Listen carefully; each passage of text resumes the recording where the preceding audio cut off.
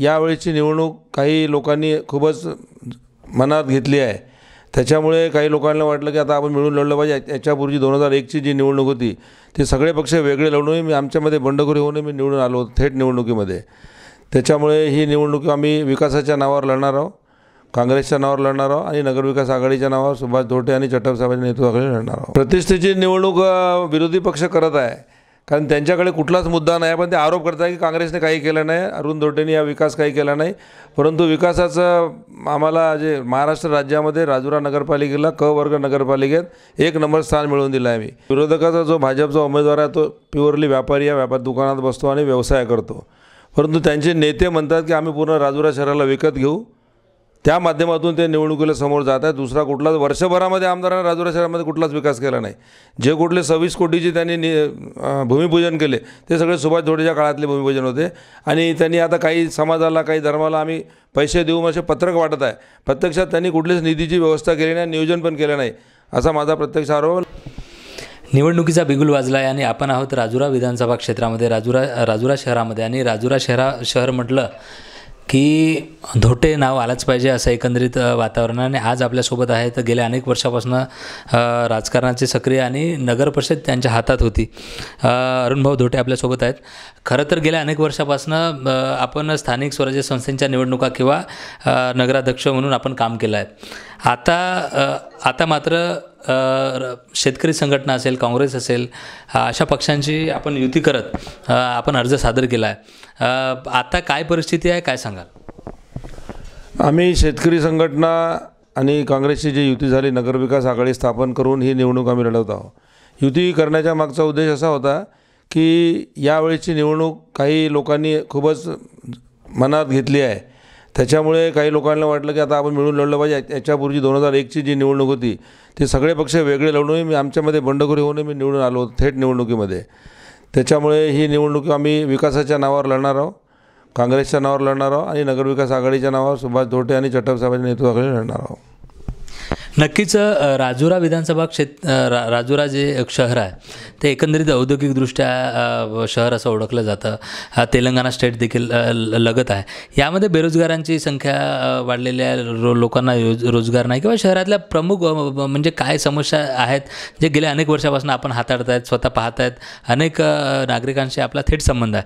अशामध्ये आता मुख्य समस्या काय वाटते तुम्हाला? कारण आमदार BJPचा आहे. मग अशा वेळेस आताची जी समस्या आहे त्या समस्या घेऊन आपण निवडणुकीत उतरलात का? नाही, राजुरा शहरामध्ये जो विकास मोठ्या प्रमाणात करण्यात आला, विकासाची अशी कुठची मूळ समस्या नाही आहे. तुम्ही जो बेरोजगारीचा मुद्दा मांडला, बेरोजगार मोठ्या प्रमाणात आहे. आजूबाजूला कंपन्या आहे, WCL आहे, त्याच्यामध्ये सुद्धा लोक बेरोजगार आहे, लोकांना काम नाही आहे. स्वयंरोजगाराच्या माध्यमातून नगरपालिकेत मी बेरोजगार आणि बचत गटाच्या माध्यमातून महिलांना रोजगार देण्याचा प्रयत्न माझा राहणार आहे. नक्कीच प्रशासनावर देखील आपला एकंदरीत वचक राहिलेला आहे. एक स्पष्ट आणि ताकदवर म्हणून तुम्हाला ओळख आहे.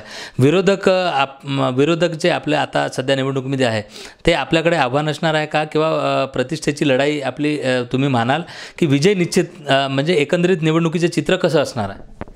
प्रतिष्ठेची निवडणूक विरोधी पक्ष करत आहे, कारण त्यांच्याकडे कुठलाच मुद्दा नाही. पण ते आरोप करत आहे की काँग्रेसने काही केलं नाही, अरुण धोटेंनी या विकास काही केला नाही. परंतु विकासाचं आम्हाला जे महाराष्ट्र राज्यामध्ये राजुरा नगरपालिकेला क वर्ग नगरपालिकेत 1 नंबर स्थान मिळवून दिलं आहे मी. आणि पुढच्या काळामध्ये आता या टर्ममध्ये निवडून आलो तर स्वच्छ संरक्षण योजनेमध्ये देश पातळीवर राजुराचं नाव करायचं आहे. हा माझा त्याच्या मागचा उद्देश आहे. इथल्या नागरिकांना किंवा मतदारांना आपण या निवडणुकीमध्ये काय आव्हान करणार आहात? मतदारांना काय सांगणार आहात? काय सांगावंसं वाटतं तुम्हाला?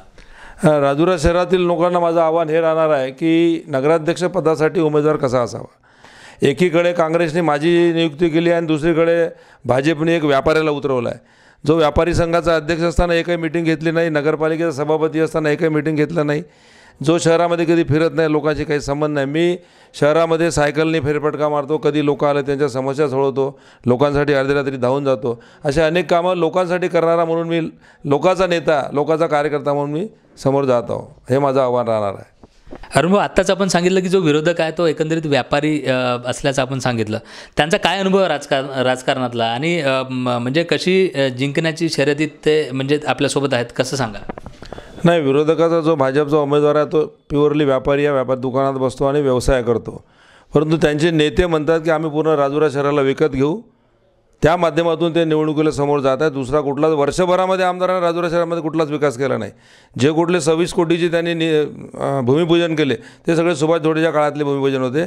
आणि त्यांनी आता काही समाजाला काही धर्माला आम्ही पैसे देऊ असे पत्रक वाटत आहे. प्रत्यक्षात त्यांनी कुठलीच निधीची व्यवस्था केली नाही, नियोजन पण केलं नाही असा माझा प्रत्यक्ष आरोप. लोकांना भूलताबा देत आहे. सोनियानगरचं एक काम केलं, पण सोनियानगरची जे आम्ही सोनियानगर बसवलं तिथले रस्ते नाल्या त्यांना घरं बांधून दिले ते सगळं आम्ही केलं. आता शेवटी त्यांनी एक पट्ट्याचा मुद्दा आणला आहे. लोकांना अतिक्रमण शब्द हटवायचा ते आम्ही करणार आहोत. नक्कीच हे होते अरुण धोटे यांनी सांगितलं की मी लोकांशी माझी नाळ जुडलेली आहे. खरं तर लोकांच्या ज्या समस्या आहेत त्या लोकांच्या समस्या गेल्या अनेक वर्षापासून त्या सोडवत आहेत. आणि पुढे देखील स्वच्छतेचा जो प्रश्न आहे, पर्यावरणाचा जो प्रश्न आहे, कारण औद्योगिकदृष्ट्या संपन्न असलेलं हे शहर आहे आणि रोजगाराच्या दृष्टिकोनातून ते प्रयत्न करण्याचं देखील सांगितलं. विरोधक पाहिजे त्या प्रमाणात माझ्यासाठी महत्त्वाचा नाही आहे, कारण गेल्या अनेक वर्षापासून नगराध्यक्ष म्हणून काम केल्यानंतर इथली मूळ समस्या काय याची जाणीव मला आहे असं देखील त्यांनी सांगितलं. या संपूर्ण निवडणुकीमध्ये लोकराज्य TV चॅनल प्रत्येक प्रभागामध्ये आणि प्रभागाच्या समस्यांकडे लक्ष देणार आहे. हे लक्ष देत असताना नेत्यांकडनं त्याचं उकल काढण्याचं काम लोकराज्य TV करणार आहे. आणि आता सध्या ज्या पद्धतीने देशांमध्ये निवडणुका सुरू आहेत, गेल्या काही मागील महिन्यांमध्ये अनेक आंदोलनं झाली. त्यात मग बैलगाड्याची आंदोलन असतील किंवा वोट चोरी संदर्भात असेल किंवा राजुरा विधानसभा क्षेत्रामध्ये ज्या पद्धतीने बाहेरचे मतदारांची चढाओढ झाली आणि गेले हजारो मतदार फेक मतदार किंवा खोटे मतदार इथे आल्याची आंदोलनं देखील धोटे परिवारांकडनं खूप झाले. जिल्हाध्यक्ष म्हणून नेहमी पाठीशी यांच्या उभे असणारे सुभाषभाऊ धोटे यांनी देखील कलेक्टर ऑफिसमध्ये अनेक आंदोलनं देखील उभी केली. याचा नक्कीच परिणाम यावेळेस होणार आहे का हे देखील आपण नक्कीच पाहणार आहोत. मात्र यानंतर देखील संपूर्ण प्रचारादरम्यान आम्ही प्रत्येक नागरिक आणि प्रभागामधल्या समस्या जाणून घेणार आहोत. शैलेश गणवीसह मी नितेश डोंगरे.